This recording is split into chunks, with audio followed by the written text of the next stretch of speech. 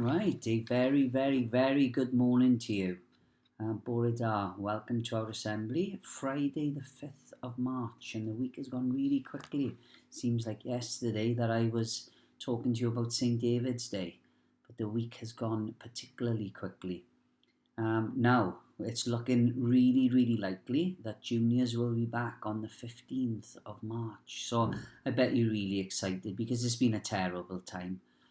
You being stuck in the house, all of the juniors, not being able to get out to see anybody. So I bet you're really, really excited about coming back to school. And it's been lovely to have the infants back, but it's only been half of what it should be because the juniors haven't been here. So you've been really, really missed and really, really excited. Hopefully, when we can confirm it soon, that you'll be back on the 15th of March. So I'm really, really excited with that. Feel really, really emotional about it because we really, really have missed you. But to start on Friday, today is the answer to my riddle of the week, and it was which is the only word in the dictionary that is spelt wrong. And those of you, I'm sure, the great thinkers will be thinking, well, the word is actually the word wrong. W-R-O-N-G. It's the only word that is spelt wrong in the dictionary because, as you would imagine, everything that is in the dictionary is spelled correctly. So the only word that is wrong is actually the word wrong. So I'm sure some of you got that. Some of you probably going, oh, I wish I got that. That sounds really sensible now, but I didn't think of that at the time. So it is the end of the week. You can probably see it's been a tough week. It's been a tiring week, but we're at Friday.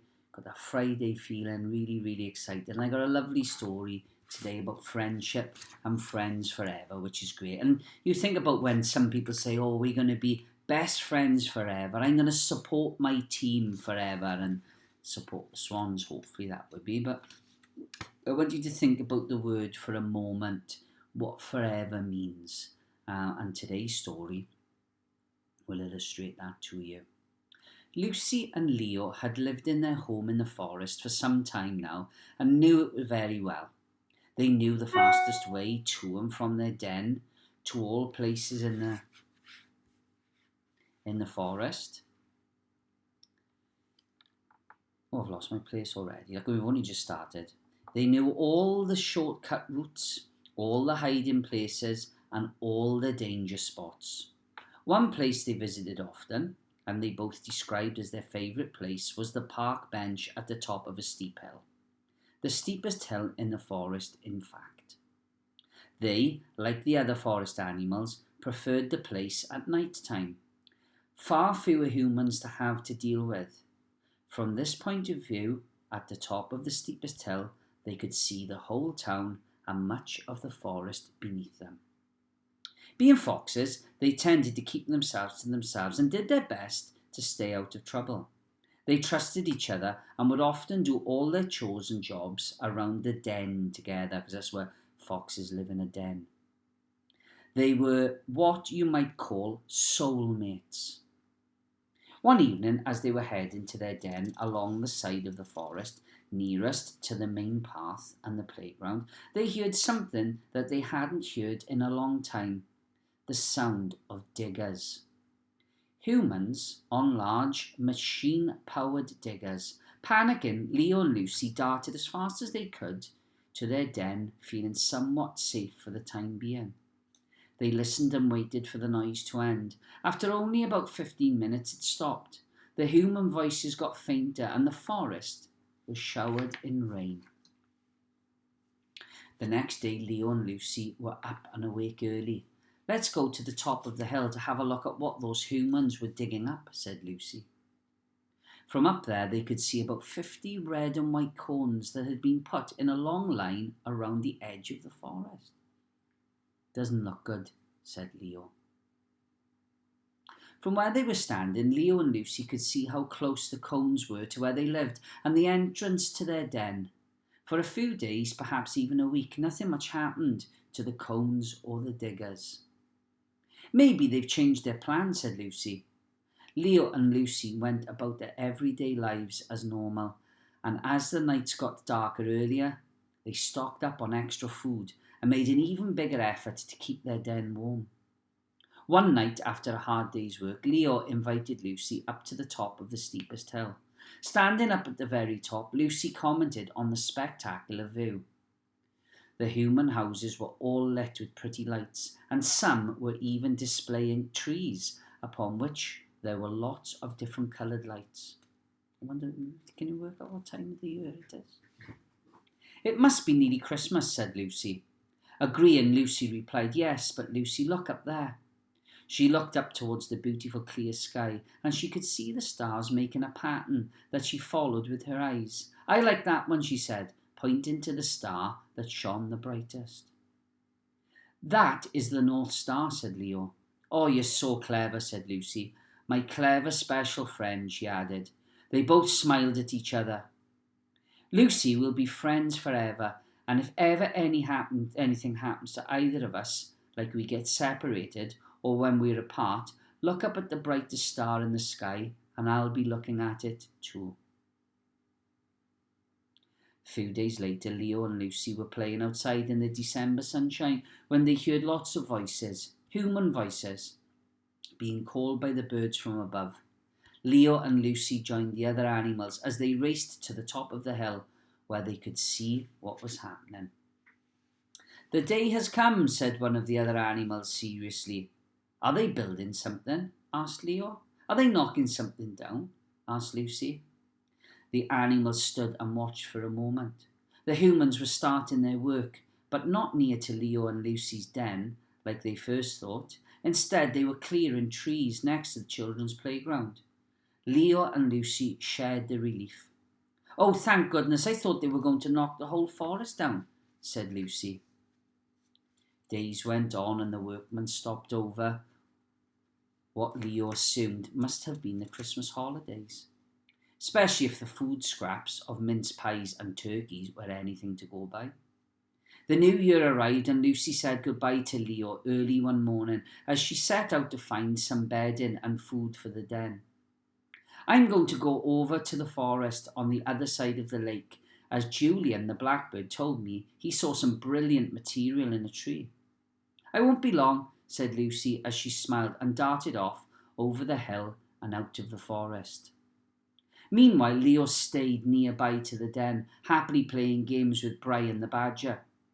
Shh! What's that? Said Brian, stopping the game suddenly.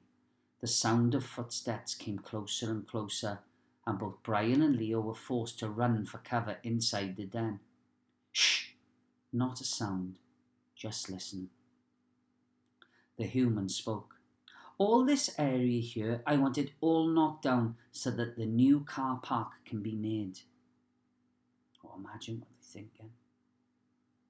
In horror, Leo and Brian had to think fast. The diggers were close by and they had heard with their own ears what was about to happen to their home. We need to leave now, said Brian. But I can't. What about Lucy, said Leo. There's no time. She'll find us, don't worry. Brian and Leo grabbed as much as they could and left their dens empty, just in time before the digger started. They ran as fast as they could from those monstrous machines and found themselves some 5 miles away. I think we're safe here. I can't hear the diggers anymore, said Brian. Darkness began to fall and Leo could only think about one thing. Lucy, his soulmate. Where was she? Was she safe? Was she alive? Will she be scared? On the other side of town, Lucy was on her way back home. She had taken longer than she'd expected, but she was pretty sure Leo wouldn't mind once he'd seen what lovely material she had found. As she neared the path which led to the den, she knew something wasn't right. Usually by the time she'd reached the oak tree, she could hear Leo and the others. But this time she couldn't.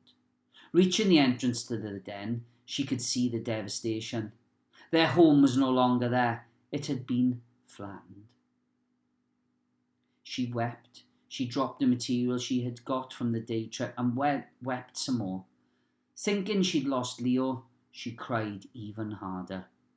This can't be right. Those diggers weren't coming our way. What changed? Leo, she called, but there was no reply. Leo, she called again in a different direction. Still no reply. Back over at Leo and Brian's point of safety, Leo couldn't sit still. "She'll be fine," said Brian, but he knew it wouldn't make any difference. Leo couldn't rest. "I've got to go back there and find her." And with that, he got up and was off into the distance and the dark of the night. On reaching the place where the diggers had been, Leo could see Lucy nowhere in sight. He called and he called some more, but she didn't reply. The two friends had been separated. For the first night ever, not knowing what to do or which way to turn, Leo just sat down, his legs tired from all the walking, his heart heavy with despair. Lucy had by now convinced herself that she would never see her best friend again, and then she remembered something. "The star," she had said to herself, looking up at the clear night sky. "The star," she said again. "If you are looking up at this star now, Leo, good night. I hope you are safe. I miss you." Suddenly it dawned on her. "The hill," she said, "the steepest hill." Reaching the top, she gazed up at the North Star, even more than she had down at the den, just as Leo had told her to that day before Christmas. Standing there in silence, she looked up at the star. "Best friends forever," came a voice behind her. It was Leo. "Leo," she cried, "I thought—" "I know. Me too," he replied. "I'll never let you out of my sight again. Not ever," said Lucy. "I was going to say exactly the same thing," said Leo.